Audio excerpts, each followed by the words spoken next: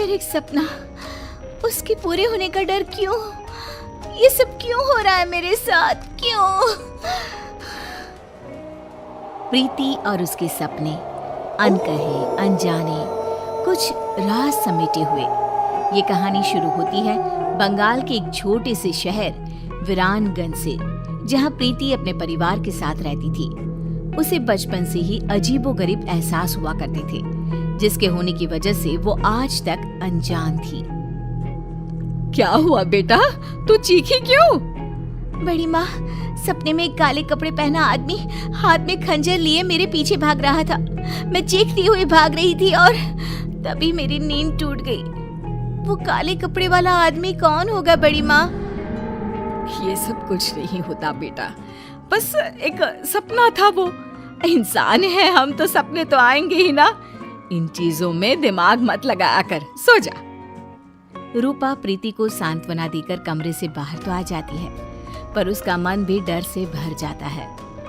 इतिहास अपने आप को दोहरा रहा है। हे देवी माँ, मेरी बच्ची की रक्षा करना। अगली सुबह प्रीति रोज की तरह कॉलेज के लिए निकलती है। रास्ते में उसकी नजर हूबहू वैसे ही आदमी पर पड़ती है जिसे उसने सपने में देखा था। उसका चेहरा बिल्कुल काला और आंखें लाल थी। वो अपनी आंखें बड़ी बड़ी कर प्रीति को देखता है। बड़ी माँ मानती ही नहीं है। लो, वही आदमी दिख गया। अब मैं क्या करूं? भगवान मेरी रक्षा करना। प्रीति जैसे ही ये बात कहकर पीछे मुड़ती है, वो आदमी अचानक ही गायब हो जाता है। मेरा हाथ, बहुत जलन हो रही है। प्रीति क्या देखती है कि उसके हाथ में हर तरफ नोचने के निशान थे। ये अचानक मेरे हाथों पर खरोच के निशान कैसे आ रहे हैं? लग रहा है किसी ने बेरहमी से नोचा है। बहुत दर्द हो रहा है। कॉलेज पहुंचते ही कोई क्रीम लगाती हूँ। प्रीति जैसे ही कॉलेज पहुंचती है, उसकी शरीर के निशान देखकर उसके फ्रेंड्स चौंक जाते हैं। प्रिया कहती है, ये ऐसे खरोच के निशान, लग रहा है किसी जानवर ने नोचा हो। ये कैसे हुआ प्रीति? पता नहीं यार, अचानक ही।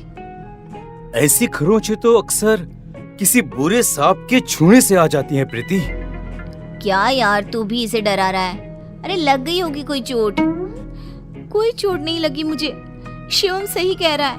मुझे रास्ते में एक अनजान शख्स दिखाई दिया और उसे मैंने सपने में भी देखा था। फिर अचानक ही वो कहीं गायब हो गया और मेरे शरीर पर ऐसे निशान आ गए। तुम्हारी बुआ के साथ भी कुछ ऐसा ही हुआ था ना? हाँ, पर मैं नहीं जानती ठीक ठीक कि क्या हुआ था। बट शायद मेरी ही उम्र की रही होंगी। मेरी तरह वो भी घटनाओं के होने से पहले उनको महसूस कर लिया करती थी। फिर एक दिन उन्होंने कुछ देखा और फिर वो कभी उठी ही नहीं। बस इतना ही जानती हूँ मैं। तुम लोग ये सब क्या लेकर बैठ गए? प्रीति को दवा लगा दो पहले, और चलो हम लोग कॉलेज के बाद कहीं घूमने जाते हैं, मजा आएगा। प्रीति का मूड ठीक करने के लिए कॉलेज के बाद सभी घूमने निकल पड़ते हैं। सड़क दोनों तरफ से पेड़ों से घिरी हुई, एक ऐसा सफर जो सबका मन मोह ले। रास्ते में प्रीति की नजर एक हवेली पर पड़ती है। चलो ना यहीं चलते हैं, खंडर सा भी है, मजा आएगा। पुरानी चीजें देखी नहीं कि प्रीति का मूड चंगा हो ही जाता है। अच्छा है, चलो वहीं चलते हैं। तीनों गाड़ी से उतरकर उस हवेली में जाते हैं। 1912। 1912? ये क्या है? पता नहीं, दिमाग में ये नंबर आया। छोड़ो, मैं तो कुछ भी कहते रहती हूँ। अंदर चले। तीनों उस पुरानी हवेली के अंदर जाते हैं। प्रीति जैसे ही हवेली की दहलीज पर कदम रखती है, अचानक आंधी तूफान सा माहौल हो जाता है और तेज ठंडी हवा बहने लगती है। प्रीति के शरीर के खरोच के निशान वापस से हरे हो जाते हैं। ये निशान बहुत जल रहे हैं। मौसम के बदलते हुए रुख को देखकर सभी फौरन अंदर हवेली में चले जाते हैं। अंदर तीनों इधर उधर घूमने लग जाते हैं। तभी प्रिया के हाथ एक नेम प्लेट लगती है जिस पर 1912 ही लिखा हुआ था। प्रीति देख, इस नेम प्लेट पर क्या लिखा हुआ है?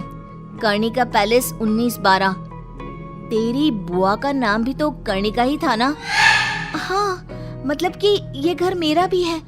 पर सबने आज तक ये छुपाया क्यों? तभी प्रीति ऊपर देखती है जहाँ उसे गैलरी में वही काला साया दिखाई देता है जो प्रीति को देखकर मुस्कुराता है। देखो फ्रेंड्स, वही काला साया है ऊपर। सभी ऊपर जाते हैं पर ऊपर कोई नहीं होता। कहाँ गया?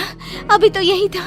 मुझे कुछ एहसास हो रहा है फ्रेंड्स, लगता है मानो इसी हवेली में मैं रही हूँ, पहले, बहुत पहले। तभी अपनी आंखों के सामने प्रीति को कुछ चीज दिखाई देनी शुरू होती है। वो देखती है कि उसकी बुआ उसी अनजान आदमी के साथ कोई तंत्र साधना कर रही है। तुमने जो कहा मैंने किया ना, अब तो मुझे जाने दो ना। नहीं कर्णिका, अब तुम पूरी तरह से मेरी हो।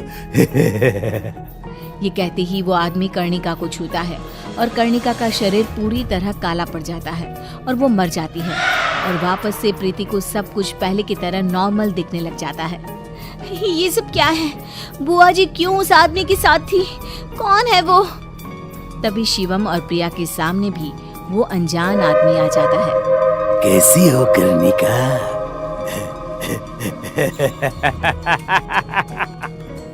प्रीति के रूप में फिर से पैदा हुई तुम, पर देखो देखो किस्मत वापस मेरे ही पास आ गई ना। मैं कर्णिका?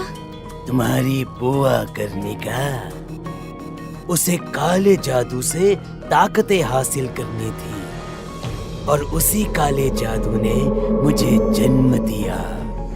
उसकी ताकत की लालच उसे ही खा गई और वो दोबारा तुम्हारे रूप में पैदा हुई। इसलिए तुम में बहुत सी शक्तियां हैं, पर अब तुम्हारे जाने का समय हो गया है प्रीति। वो कर्णिका थी, मैं प्रीति हूँ। मुझे किसी भी ताकत की कोई लालच नहीं है। यू कांट डिस्ट्रॉय मी। वो काला साया प्रीति के पीछे भागता है, बिल्कुल उसी तरह जैसा उसने सपने में देखा था। प्रीति भागती हुई ऊपर कमरे में खुद को बंद कर लेती है। आज मेरा सपना ही मुझे बचाएगा। प्रीति अपने सपने को याद करती हुई कमरे के एक कोने में पड़े एक मटके को निकालकर जमीन पर छोड़ देती है और साया गायब हो जाता है।